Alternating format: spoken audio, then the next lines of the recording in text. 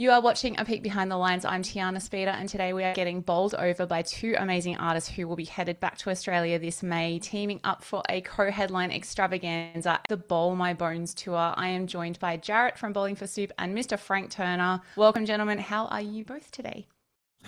I think we're in different time zones, but I think that we're both enjoying our time zones. Am I right?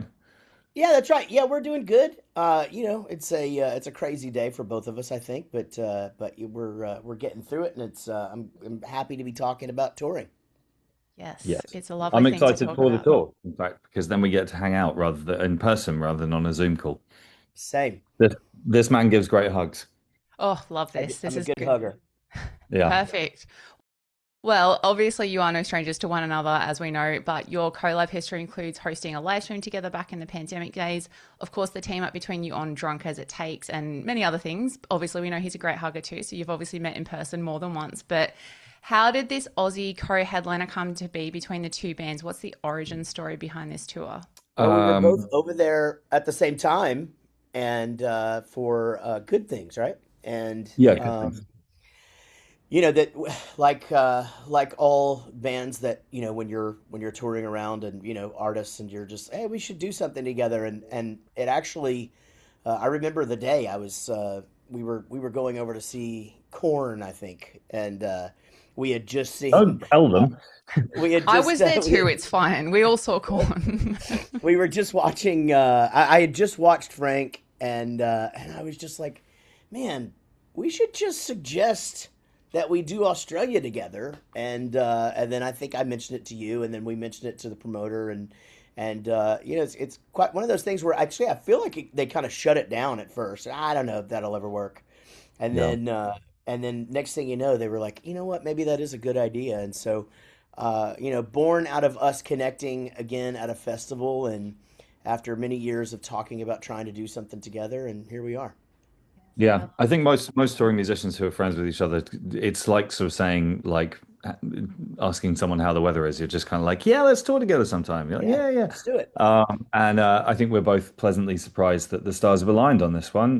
There's a large team of people who need to say yes, and they all did. Can you believe it? And we both love Australia, and we're both stoked for it.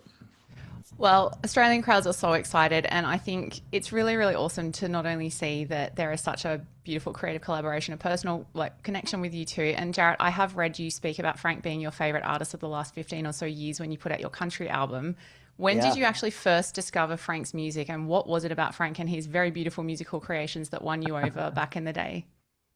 I know exactly the story. I had Dave from Disa Boy at my house many years ago, and we were just kind of writing some songs just for fun. In fact, we wrote a couple of kid songs, and just really just kind of hanging out, and just sitting there talking music. And he was like, "Have you heard Frank Turner?" And no, I haven't.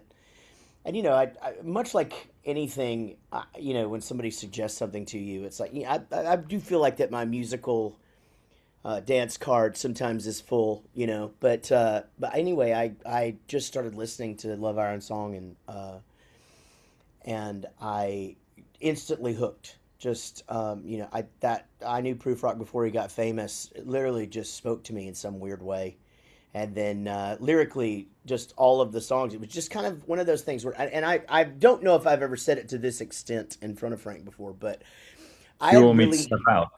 No, you're all right. You're all right. Music had really kind of lost its luster for me. I was kind of going through a bit of a time. I was getting ready to go through a harder time in my life, and I didn't really need. I wasn't really in need of it, and I really just wasn't even listening to a lot of new stuff, and honestly, it was diving into Frank's stuff that really kind of brought it back for me and made it magical again, and got me to really start listening to music again, and I'm forever grateful for that, and now to be able Aw.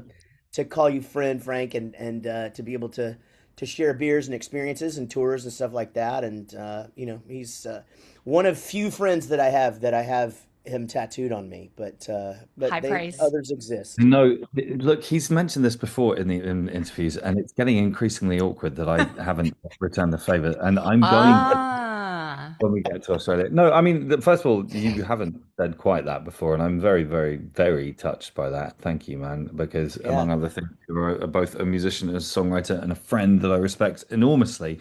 And Well, to pick up our collective story, if I may, Yes, well, after that. you preempted my Um, next question. Go for it. yeah. So Jarrett started, and this dates this story immediately, but Jarrett started it tweeting does. at me Yeah.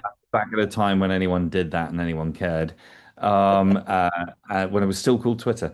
Um, and I noticed, and I don't think I've said this to you, Jared. I 1000% saw you guys in the early 2000s, and I've been racking my brain trying to remember where it was. Do you guys play Deconstruction Festival? No. No. We Okay, it wasn't there. no. But no, I No, mean, I mean we did a lot of festivals, but it yeah, was I it mean, was possibly Reading. I went to every Reading for about 1,000 years as well. So if yeah. you guys there, anyway, the point is, so come, but whilst all this is happening, like I'm aware of Bowling for Soup because I grew up with that scene, and I think at that point in time, I would have described them as a band that I kind of liked and respected, but wasn't like super knowledgeable about. Let's say that way. Of But course. I definitely, I mean, I don't know anybody my generation who's into punk who doesn't know Bowling for Soup. I mean, it's just a given. And started getting these tweets, and I was like, "Ooh, that's cool." Like, yeah, like somebody well known and respected likes me. That's a nice thing. I'll put that'll put a pep in my step for the day, kind of thing. And I think we chatted back and forth a tiny bit, and then we met at a festival, We did which backstage. You was were actually doing you did like this acoustic thing for the press tent. So like for the press themselves. You like that sounds like me. literally opened your guitar case and stood there in front of the press and played like three songs or whatever. And in the UK, That and then sounds like me. I came up to you after, and you were like, "Oh Yeah. shit, you're the guy!" Yeah, yeah, yeah. And Well, and then I yeah, think I think we immediately, became Jared, I mean, you can tell from a Zoom, but you can tell even better in person. Jared's an immediately wonderfully friendly, warm, gregarious, kind, and generous man. And and we just hit it off straight away, and then from there it's just kind of it sort of blossomed a bit of a distance. The other, I have told this story before in an interview, but I think it's worth repeating about how blown away I was. You came to a Dallas show that we did. yeah, And I seem to remember that I think I put you on the guest list, but I slightly had to twist your arm to put you on the guest list because you were like, no, no, no, we'll buy tickets. And I was like, yeah, Shut up. Um, and yeah, Rare. then That's and rare. then but then he really blew me away by not. I think you may even have turned down AAA passes. Like you didn't want to bother us and get yeah, in our space. And that you know what I'm talking about. There's a certain type of person who A wants to be on the guest list and B wants to let everyone know they're on the guest list. Yes. By doing, among other things, like kind of just invading the dressing room and drinking a rider and standing there and holding court and all of that kind of business. And we saw each other briefly after the show, and you were so kind and lovely and respectful. And I was just kind of like, this is a good dude. I like yeah, this guy. And yeah. then from then on, things. Then there was this. I don't know if you guys remember the 2020, this pandemic hit, Oh, yeah, heard of it, I and think. and I think that Jarrett, you were ahead of. Well, I was going to say ahead of me, but everyone's ahead of me, ahead of the curve. I think on your kind of like chatting on social media and being quite sort of present and on social media and stuff and everyone was scrabbling for things to do and you hit me up about whether we could have like a whatever it was first time like a 40-minute chat Yeah, on Instagram and it was going to be a one-off yeah. and we started chatting on Instagram and I can't quite remember what it was. There was something we were supposed to be talking about. Well, Uh, basically, what had happened was is that I had started to talk to you about metal, and that was the whole point was is that you were like you would go off on a tangent, I would go off on a tangent, and you would be like, anyway, back to the metal, yeah, and then yeah. so Yeah, yeah, yeah. Well, we didn't get anywhere close to what it was we were supposed to be talking about. Like, I mean, yeah, ludicrously. So. And we got on really well, and it was a fun thing for us. It was a nice piece of connection with a friend. I mean, this is a point in time when I was having like Zoom beers with my friends as well, because in the UK the same, lockdown was severe, and we were just like, let's do it again, and then we did, yeah, and then we kept it again and again and again for ages. yeah, a year, Um, a year. And I think that, yeah, obviously that was a public form of communication in this way, but it was also a time and a place for us to build a friendship because even if there are kind of little comments popping up at the bottom of the screen, I don't really know what to do with them. So I was just ignoring them. And Just hanging with my pretending that I don't friend. care. Yeah, Yeah, and we had a good time, and then and then since then we've again the conversations that I think even during those chats there was a bunch of like people in the comments be like, "You guys should tour together," and we were like, "Yeah," and then you're like, "When?" Do you know what I mean? yeah, And then at a certain point, you reach where we are now, and it just worked yeah, out. And I'm so stoked about it, all of our respective bands are stoked about it. Even our crews are stoked about it, if you can believe yeah. that. Everybody's just big time buddies and looking forward to hanging with each other. I Yeah, love this. It's yeah. I pretty think special. That's a pretty, like, obviously you two got along, but to see what it led to and who knows what else it's going to lead to. Like, it feels like it's well, only I the mean, beginning. yeah, Yeah, we are I currently agree. touring two territories. There Yes, are I mean, others. and that was the good thing is that we just played Wembley, back in December, and it was like, okay, what's next? And this weird idea for us to do this thing in the UK, in sort of these random cities that have these cool city center venues, and these doing these summer music shows, and because this Australian thing came together, it was just like, okay, well then, how about a few weeks later we come do this? And so, yeah, we've got Yeah. it's almost a world tour now. Yes. Well, I mean, it's two. It depends. I mean, I had some friends in a band many years ago who taking note of the fact that people have world tour t-shirts that don't Yeah, have every country on it. They just had a world tour with like four cities that were all in England that's printed on right. the back. Yeah, we do We're that. covering two sides. I mean, opposing sides of the globe for Yeah. sure. I mean, if you Which cover the gap between either side, you kind of get around the world if depending which way you go. yeah, So yeah, We'll exactly. see. No, it's going to it be counts. great. And but one of the other things I'm excited about, and I think is important to say, is that like, as well as loving Jaret as a songwriter and loving the music of Bowling Soup, the I think I genuinely the first. Well, no, can't have been the first time I saw you guys live, but the first time I saw you live in recent years, it blew my mind how fucking good you guys were. Like, Oh and man. I was just like, oh damn. And like I was with some of the guys in my band as well, and they were also just like, Jesus Christ, these guys are great. Even my bass player Tarrant, who does not like music, as far as I can tell, and I love that. he expresses about one positive comment about music of any description roughly every 6 years. Yeah, Um, and he turned around and went, "These guys are really, really good live." And I was like, yeah. "I know." And so, I'm excited about that aspect of the tour. We consider ourselves to be a reasonably good live band, but I thought you guys were world class, and it's just a nice thing. I don't feel threatened by that in any way. I feel enjoyably challenged by it. Do you know what I mean? It's just like, all right, let's see this. What are we gonna do? Who's gonna jump off what today? It's gonna be good.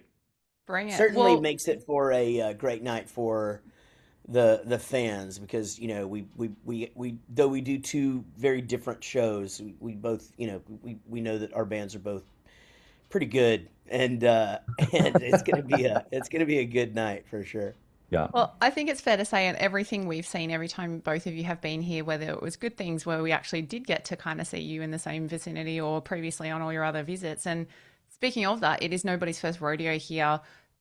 I know touring life doesn't always lend itself to being a tourist, but what is one non-negotiable thing that you each want to do on this upcoming tour apart from hang out and just have the best time together? Like, is there anything else on the bucket list? And with a two-part question, without revealing everything, you both have a bit of new music under your belts that has been released since you were last here. What can we expect from a set? Uh, Well, I would say a gentleman never reveals his set list in advance, so I'm not I going to love tell you this what. answer. This is the best. Um, it's got to be a surprise. Yes. And in terms of bucket list stuff, the one thing I'm absolutely adamant about is that I'm not going to the Cherry Bar in Melbourne. But every single time I go there, it sort of medium ruins my life. yeah. In a way that loads of fun at the time, but it's just that place. It just ruins me every time. It's So like the I'll scene probably missing thing in The Simpsons where he goes out and just scene missing. absolutely, yeah. I can remember going to the Cherry Bar many times. I cannot really remember leaving there. That's that. I tell you, I try not to set the bar too high, especially when we're coming there, though, because moving us around is it's different, because you have to get to the airport and fly to the next city, and there's really just not a lot of time. It's so, um, and I admit, I am a terrible. We're terrible tourists because we've been touring for so long. We were in we were on tour with the Navy, doing stuff, at military bases and stuff for 3 weeks over in Asia, and our liaison comes up and it's just like, hey, do you guys want to go see the Great Wall of China? And I'm like, how far is it? And he's like, it's like 3 hours away. Well, what are we gonna ride in? Well, it's gonna ride in that van over there. No, we're good. We're fine. We're gonna Yeah. So we bought a bunch of beers and we watched Workaholics in our hotel room. It was great. That sounds like being a good tourist to me, but I'm also apparently not a good tourist. So that Yeah. sounds I will say fantastic. one thing with which is actually Australia related. 6 years ago, I got Callum, my drummer, joined my band, and he's a little younger than the rest of us and hadn't done as much touring as the rest of us, and he has injected this incredible lease of tourism positive energy into our band and the first time this happened, we just landed in Australia with him for his first ever visit to Australia. The rest of us have been like 10 times or whatever. And we had like an acclimatization day for the jet lag and everything. And my plan was to sit in the hotel room and watch Netflix. And he texted me and was like, "What are we doing today?" And I was like, Yeah. "Netflix." And he was like, "We're in Sydney. There's a bridge, there's a harbor, there's an opera house, and I was just like, "Oh yeah, we are in Sydney. And this happens not as often as it could." And so we've got a little better at it, but I do entirely sympathize with the desire to stay still when you're not Yeah. cavorting on stage. Yeah. It It's a is rare interesting though downtime. because we have a very similar story because when Rob joined the band, like 2017, 18, and then he brought Ian, our guitar tech, and it's the same thing. They're like re-excited about things. And so they do get us to go and it's, 9 times out of 10 can get us to get up off our ass and go actually do something. And so Yeah. yeah, I will say that we're better over the last 10 years than we have been in the past. So you never know. I mean, I got sick last time we were there. And so I went ahead and took the day off, saved my voice. And I was glad that I did because I got a chest cold and that's the only thing that takes my voice away. It's it. And so they went and, and saw the kangaroos and all of the stuff. And they were very happy about that. But, Mhm. I've been down that road. Yes. Been there, done that. Well, to close us out today, in honor of you both appearing on A Peek Behind the Lines, can we take a quick peek behind the scenes into your respective riders? What's an essential item for each of you that will always make the rider? And what's the strangest thing on each of your riders these days? Well, I'm going to go first because I'm very excited about this. Hey, And I discovered this by accident, but you guys have something there that we haven't had in the States for many, many years. You have pizza chips. yes. So like it's like a crisp chip, but it's pizza flavored. And that used to be a thing when we were kids and we don't have it. So we're adding that to the rider. Hey, And I can tell you that we're not adding Vegemite because we did try that last time. And that that's is, fair. We'll allow it. yeah, Yeah, it's yeah. awful. It's nowhere near as good as Marmite. Yet this is, I'm not going down this route. I know where this is heading. We'll be in a battle. We'll cause a battle. But what about you, Frank? I mean, we've had more rock and roll riders in years gone by. I mean, it's water and sort of like rehydration sachets and stuff like that is more prevalent than Jameson whiskey these days. One thing that does spring to mind that we will have in the rider, but in fact, this is a good place to mention this because I feel like there's an international injustice going on right now that I can be the person who reveals to the world. I'm going to be the Aaron Brockovich of this situation. Salt and vinegar Pringles are the greatest crisps of all time. I We all know agree. this. Mhm. Pringles in Australia are about 30% smaller than they are in every other country in the world. I always suspected this. I knew it. I And like, absolutely and knew but it. people, I've asked, people in Australia don't know this. No, They I've think always that's a normal suspected. size Pringle, but it's like noticeably, it's like a third smaller. And I just think that Are this is outrage. are tennis balls the same size? Because that doesn't make any sense. They I, use the same container. yeah, I see what you're saying. I think the containers are a little narrower in Australia as well. We need to Like, bust this conspiracy I'm, but open. it's just you guys are getting screwed.